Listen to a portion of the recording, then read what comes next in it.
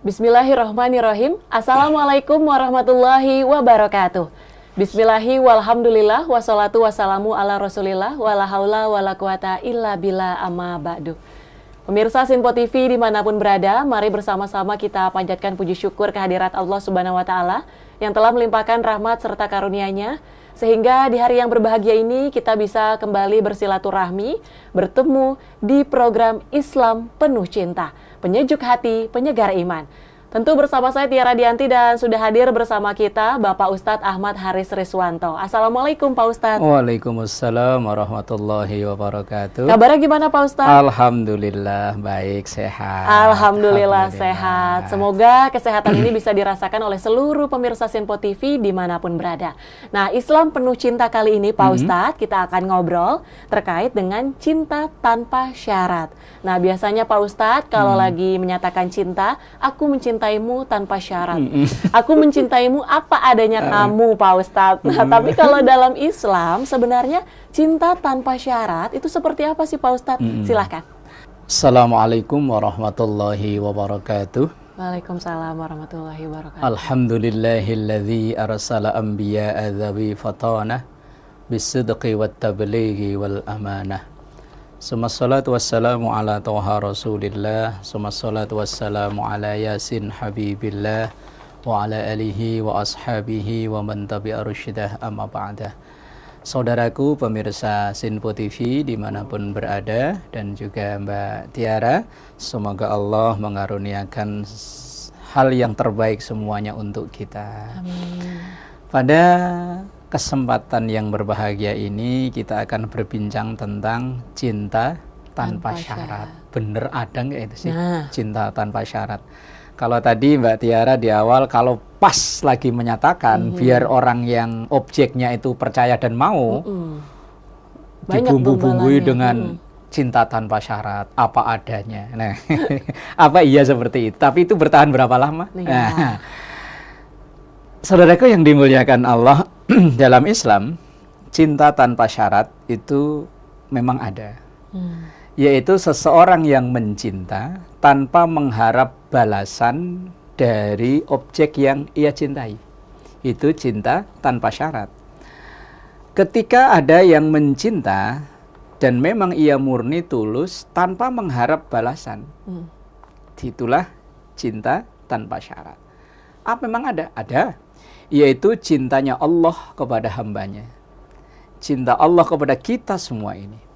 Allah nggak mengharapkan apa-apa dari kita. Wong seandainya dalam hadis qudsi itu ada pernyataan begini, seandainya seluruh alam raya ini tidak ada satupun orang yang mau sujud kepada Allah, nggak mengurangi sedikit pun kemahamuliaan dan kekuasaan Allah. Atau sebaliknya, seandainya seluruh alam raya ini di muka bumi ini semua manusia sujud, Allah juga nggak untung dan tidak menambah sedikit pun kemaha kekayaannya Allah. Allah tetap dengan sifatnya yang maha kaya.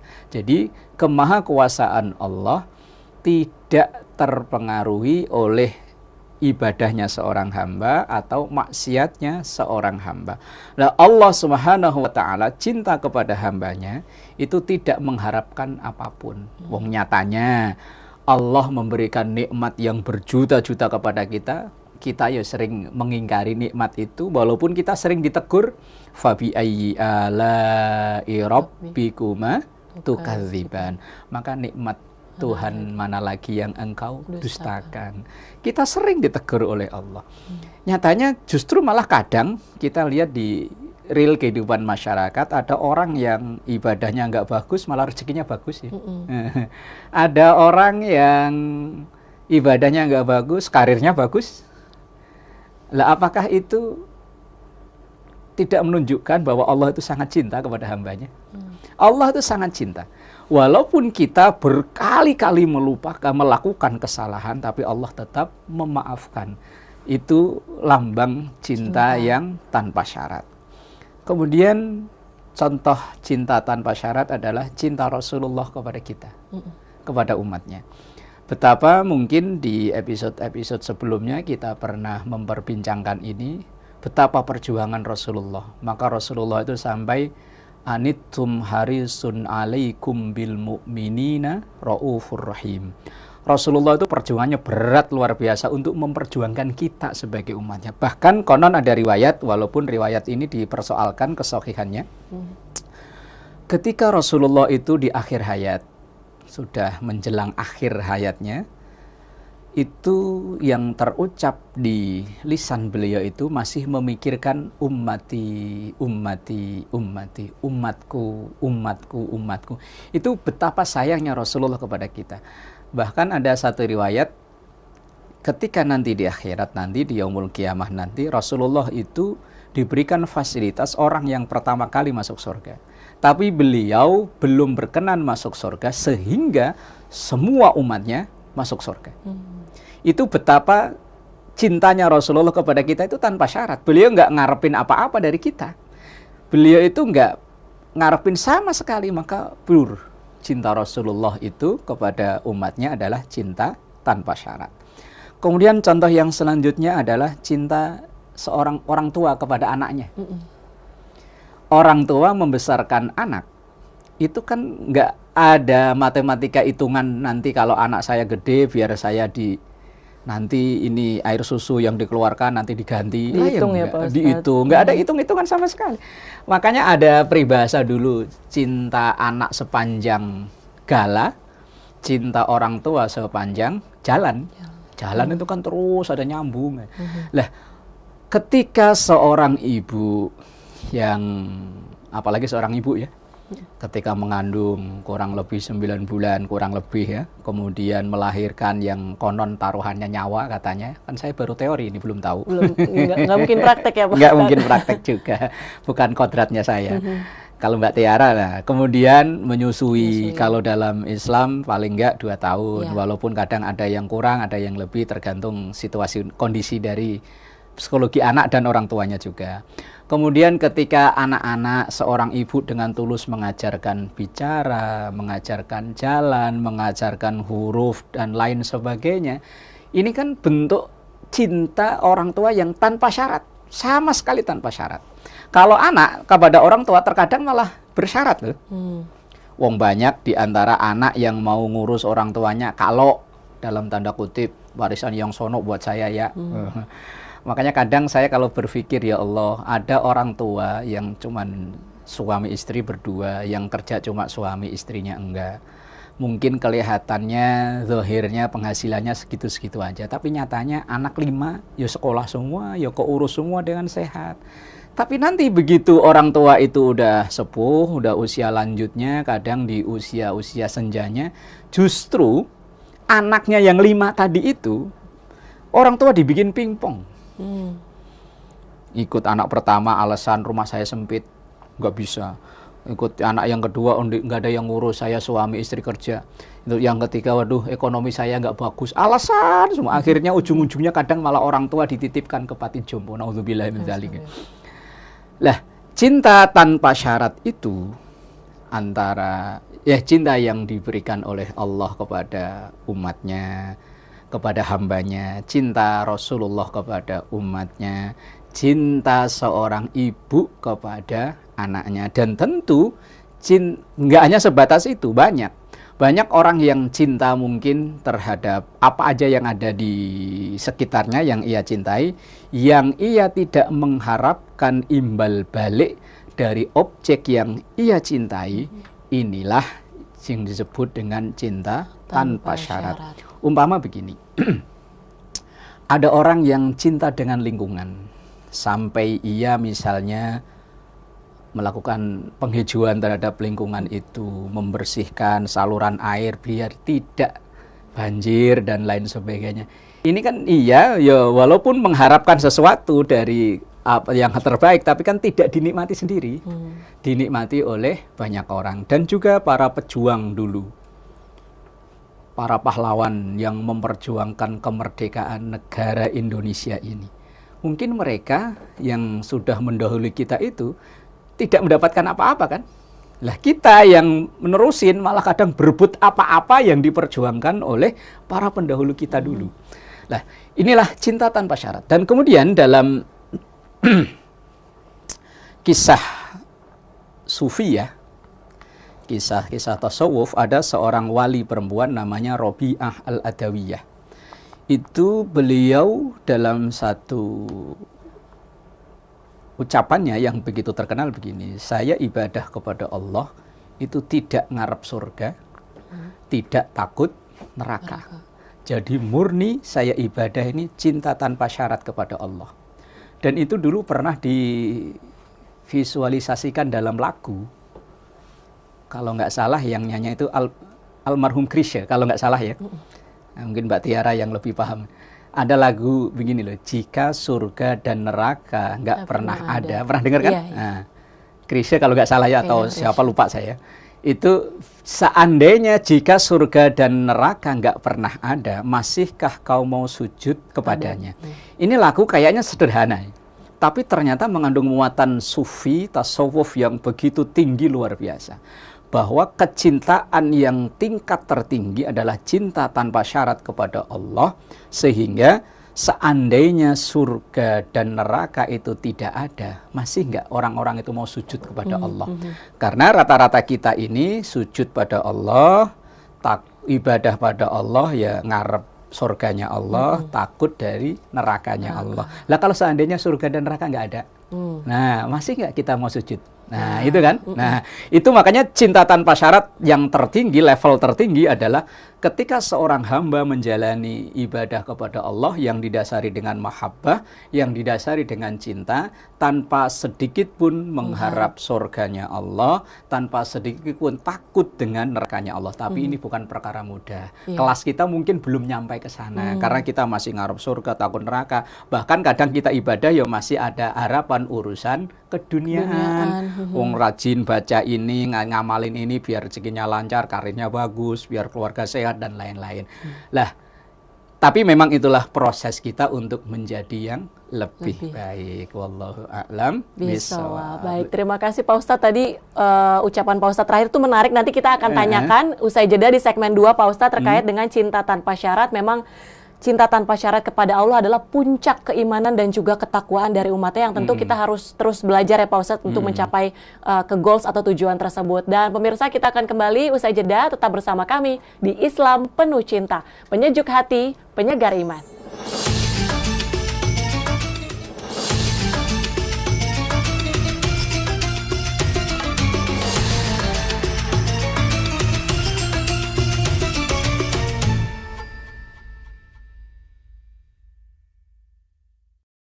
Alhamdulillahirrabbilalamin, pemirsa Sinpo TV, Anda masih menyaksikan Islam Penuh Cinta, penyejuk hati, penyegar iman.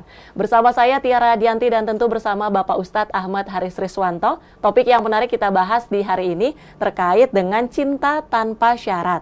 Tadi di segmen sebelumnya Pak Ustadz juga sempat menyinggung terkait dengan bagaimana cinta seorang umatnya kepada Allah agar tidak bersyarat Pak Ustadz. Karena kalau biasanya berdasarkan pengalaman saya sendiri juga ini Pak Ustadz, mungkin pemirsa Sinpo TV juga, ketika memang kita tengah dalam masalah yang benar-benar mungkin berat, dilanda gundah gulana gitu Pak Ustadz, kita melaksanakan ibadah tuh rasanya dengan syarat kita harus berdoa kepada Allah. Maksudnya dengan syarat kita berharap masalah kita selesai, kita berharap ada jalan keluarnya Pak Ustadz. Jadi doa itu benar-benar ya Allah, benar-benar lama banget sholatnya, bahkan kita seger bangun sholat tahajud tengah malam, ya kan Pak Ustadz, untuk menjalankan ibadah, semangat banget. Nah, tapi beda kadang kalau misalnya kita ngerasa hidup kita sedang baik-baik saja, rasanya itu berat untuk bangun tengah malam sholat Pak Ustadz. Gimana caranya nih Pak Ustadz kondisi tersebut? Baik, saudaraku pemirsa Sinpo TV dimanapun berada, juga Mbak Tiara, ini memang manusiawi, problem seperti itu manusiawi. Ketika dia lagi tertimpa masalah, dekat dengan Allah. Tapi terkadang ketika masalah itu terselesaikan, menjauh. Itu manusiawi sekali sih. Cuma begini, cinta tanpa syarat itu kan kalau boleh dibahasakan adalah cinta yang ikhlas, yang tak berharap kembali dari objek yang ia cintai. Nah, ketika ada seorang hamba yang ibadahnya tekun, doanya khusyuk, bangun tengah malamnya semangat, ketika ditimpa masalah, berarti dia dalam beribadah kepada Allah itu masih mengharap urusan keduniaannya. Begitu kan? Secara tidak langsung. Memang orang yang ikhlas, kalau boleh kita rubah sedikit bahasa dari cinta tanpa syarat menjadi ikhlas. Nah, karena bahasanya kan cinta tanpa syarat berarti kan mencintai dengan ikhlas kan. Nah, ikhlas itu terbagi menjadi tiga kategori. Mungkin 3 kelas lah ya. Kalau ibarat kendaraan ada VVIP, ada bisnis, ada ekonomi. Kalau tingkat tertinggi adalah yang tadi yang saya sampaikan di segmen sebelumnya, yaitu cinta seorang Robiah Adawiyah yang tidak ngarep surga, nggak takut neraka. Memang murni pure karena Allah, nggak ngarep apa-apa sama sekali nggak ngarep. Kemudian yang kedua, ini kelas yang kedua ibarat kendaraan ya, kelas bisnis ya.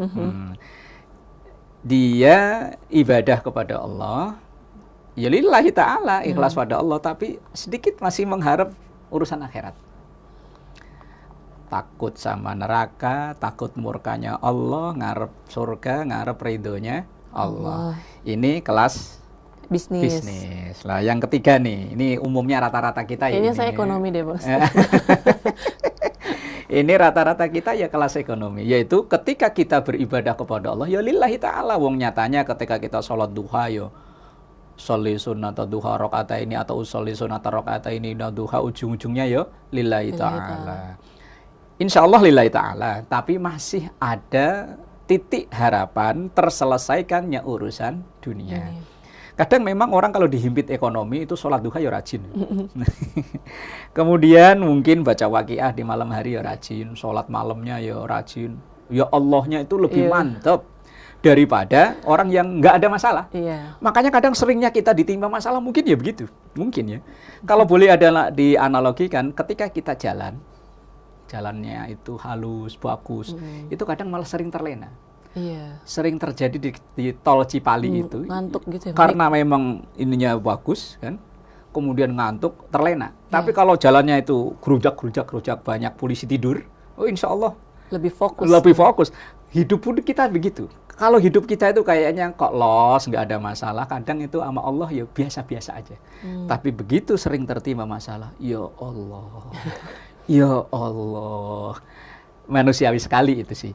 Cuma ya tadi, itu ikhlas cinta tanpa syarat tapi di level yang terendah. Kalau boleh dianalogikan kendaraan ya kelas ekonomi. Kelas ekonomi. Tapi ya tetap itu insya Allah lillahi ta'ala. Dan juga Mbak Tiara dan juga pemirsa Sinpo TV dimanapun berada, memang untuk melatih untuk naik kelas itu kan ya tidak semudah yang kita bayangkan. Kadang yang mungkin bisa jadi sampai akhir hayat kita itu masih dalam kelas ekonomi. Tapi ya nggak mengapa, memang mungkin itu Allah menghendaki kita, atau bahasa orang sekarang katanya qadarullah. Kita berada di kelas ekonomi. Yang penting ada ikhtiar, ada usaha untuk kita cinta kepada Allah tanpa syarat, walaupun masih ada syarat yang setitik dua titik masih ada dalam urusan dunianya kita. Wallahu a'lam. Apakah kemudian dengan masalah-masalah yang tadi mungkin menimpa kita Pak Ustadz, istilah di jalan tol ada polisi tidur, ada hambatan apa, itu cara Allah untuk mendekatkan kita, menarik kita kepada Allah Pak Ustadz, untuk semakin dekat kepada Allah? Bisa jadi karena persoalan hidup yang kita jalani itu kan ada 3 kemungkinan. Kemungkinannya memang ujian. Ini berarti kita orang baik. Orang yang diuji itu berarti dia memang yang layak untuk naik kelas. Orang yang berhak untuk ikut ujian, kalau ibarat di kampus atau di sekolah kan memang dia yang sudah memenuhi syarat untuk ikut ujian kan? Udah lolos dari ujian sebelum-sebelumnya tuh Pak Ustadz. Udah lolos dari tahapan-tahapan belajar, udah ujian akhir semester. Berarti ujian, berarti kalau kesulitan atau problem hidup yang kita jalani itu kok ujian, maka kita orang baik. Artinya kalau orang baik tertimpa masalah kehidupan, berarti itu namanya ujian. Kalau ada orang yang setengah-setengah, kanan kiri oke, ibadah ya oke, maksiat ya masih jalan. Kalau kan STMJ gitu ya, sholat terus, maksiat jalan. Kanan kiri oke. Itu mungkin teguran. Ibarat kita punya anak, anak itu satu sisi dia baik, nurut, tapi satu sisi ketika dia salah gaul, akhirnya sering kebablasan. Kemudian kadang kita orang tua kita jewer, atau mungkin kita bicara agak sedikit keras, ini namanya teguran. Nah, kita ini ketika ngalami problem hidup, tapi kita sadar diri kelakuan kita tadi itu, maksiat ya doyan, ibadah ya gelem, ngaji ya oke, di tempat-tempat yang nggak baik ya iya. Lah itu berarti ujian.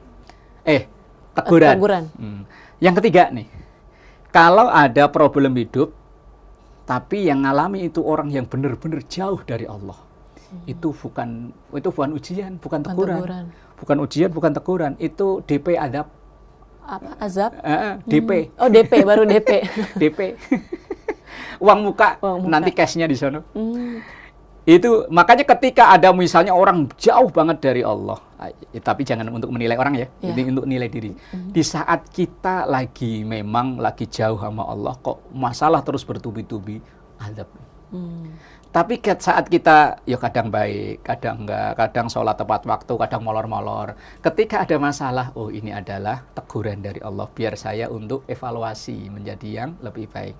Tapi ketika kita jadi orang baik, yakin kita jadi orang baik, walaupun ya nggak boleh nyombong lah ya. Nah, kok masalah tetap ada, ini berarti ujian. Ahasiban nasu ayyutsaraku ayyaqulu amanna wa hum la yuftanun. Jangan ngira orang itu kalau dia sudah menyatakan iman tidak diuji, justru semakin kuat keimanannya, ujiannya itu semakin besar. Dan ujian yang alami makin besar itu ya para nabi, para rasul, fal amsal summal amsal, kemudian di level berikutnya. Jadi yang terberat itu yang dialami para rasul. Tapi kalau ada sebaliknya, umpama ya kita sendirilah contohnya, nggak boleh ini buat menilai orang lain masalahnya. Seandainya kita ini akhir-akhir ini ibadah kita nggak bagus, hubungan dengan keluarga nggak bagus, hubungan dengan tetangga kanan kiri nggak bagus, tapi kok malah rezeki lancar, gimana itu? Karir malah tiba-tiba ada promosi naik, kok rezeki tiba-tiba kok dapat proyek ini, dapat ini. Padahal saat ini lagi nggak bagus ini hubungannya dengan Allah, hubungan dengan keluarga nggak bagus. Itu namanya istidraj. Istidraj itu ibarat orang main layangan diulur terus. Seperti kasus Fir'aun. Fir'aun itu kan terkenal ya. Sampai sekarang itu orang nggak mau disamakan dengan Fir'aun. Walaupun orang kelakuannya kayak apapun, dibilang keturunan Fir'aun, marah ya. Fir'aun itu dalam kemaksiatan yang begitu luar biasa, tapi kelancaran hidupnya, atau hidupnya nggak pernah ada problem. Karir bagus, gimana nggak bagus, dia anak raja, kemudian dia meneruskan menjadi raja. Ekonomi, raja kok ya? Oh, raja. Masa ada raja miskin kan nggak mungkin kan? Semua yang ia mau tinggal nunjuk kan. Kesehatan, konon dalam sejarah Fir'aun itu nggak pernah sakit. Mulai dari lahir brojol, sampai nanti ia tenggelam di Laut Merah karena mengejar Nabi Musa dan bala tentaranya. Fir'aun itu konon dalam sejarah nggak pernah sakit. Nah, ketika kita dalam kondisi tadi itu, hubungan dengan Allah nggak baik, hubungan dengan tetangga, dengan keluarga nggak baik, tapi kok karir malah bagus. Hati-hati, itu mungkin istidraj namanya. Istidraj itu ibarat main layangan diulur. Ibarat kita begini, Mbak Tiara punya anak umur 5 tahun, 6 tahun, main hujan-hujanan. Terus kita ngomong, ayo terus, nggak usah pulang sekalian. Nah, itu namanya istidraj itu. Jadi seakan-akan kita biarin aja dia biar dia makin tenggelam dalam pelanggaran itu. Ayo terus. Nah, itu namanya istidraj. Tapi bagi kita orang yang muttaqin, orang yang bertakwa, harus berkeyakinan dalam hati, wa may yattaqillaha yaj'al lahu makhraja wa may wa yarzuqhu min haitsu la yahtasib. Orang yang kecintaan kepada Allah tanpa syarat, insya Allah akan ada solusi dari setiap problem yang dialami, dan selalu ada rezeki yang datang tanpa duga-duga. Wallahu a'lam bishawab. Baik, terima kasih Pak Ustadz. Memang cinta tanpa syarat kepada Allah adalah puncak keimanan dan juga ketakwaan. Nah, dengan memupuk cinta ini, seorang hamba akan merasakan kedamaian, keberkahan, kebahagiaan dalam hidupnya, baik di dunia maupun juga di akhirat. Dan pemirsa, semoga Islam Penuh Cinta kali ini bisa memberikan ataupun bermanfaat bagi seluruh pemirsa Sinpo TV dimanapun berada. Akhir kata, saya Tiara Dianti, mewakili seluruh kerabat kerja yang bertugas, pamit undur diri. Terima kasih. Wassalamualaikum warahmatullahi wabarakatuh. Nastaghfirullahaladzim laqal ma'bud ya dzal jalali wal ikram. Bismillahirrahmanirrahim. Alhamdulillahi rabbil alamin. Allahumma salli ala sayyidina Muhammad wa ala ali sayyidina Muhammad.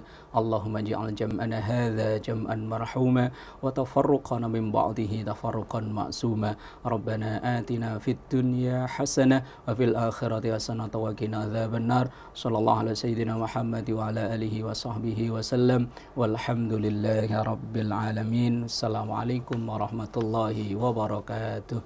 Waalaikumsalam.